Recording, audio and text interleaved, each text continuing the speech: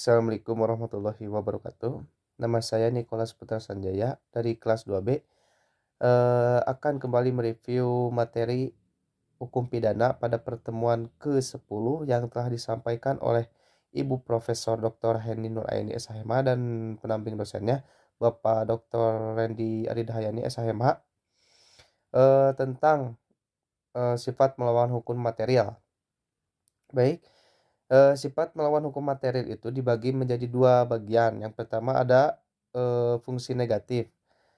Dalam fungsi negatif itu mengakui kemungkinan adanya hal-hal yang ada di luar undang-undang untuk menghapuskan sifat melawan hukumnya perbuatan yang memenuhi rumusan undang-undang. Dan yang kedua ada fungsi positif. Fungsi positif itu menganggap suatu perbuatan tetap sebagai tindak pidana walaupun tidak nyata diancam dengan pidana dalam undang-undang. Jadi mengakui adanya hukum tidak tertulis sebagai sumber hukum positif. Apakah sifat melawan hukum harus dibuktikan? Baik, jawabannya itu apabila dicantumkan dalam rumusan tindak pidana secara tegas, maka unsur melawan hukum harus dibuktikan. Apabila tidak dicantumkan secara tegas dalam rumusan undang-undang, maka ada dua pendapat, yaitu pertama, dalam fungsi yang positif harus dibuktikan karena mempunyai unsur konstitutif ada tindak pidana apabila ada perbuatan yang bersifat melawan hukum. Dan yang pendapat yang kedua, dalam fungsi yang negatif tidak perlu dibuktikan. Nah, langsung kita ke bab 6, yakni tentang kesalahan atau pertanggungjawaban pidana.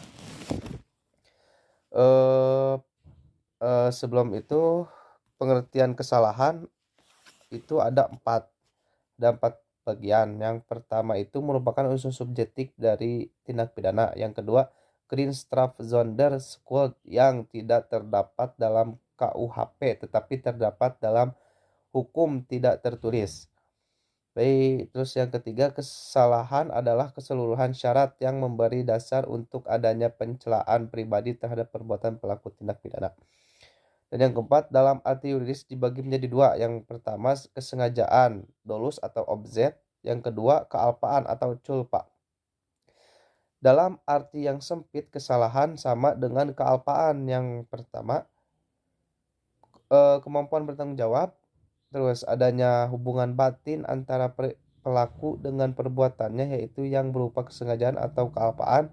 Dan tidak adanya alasan pemaaf. Mungkin cukup sekian review yang dapat saya sampaikan. Kurang lebihnya mohon maaf. Assalamualaikum warahmatullahi wabarakatuh.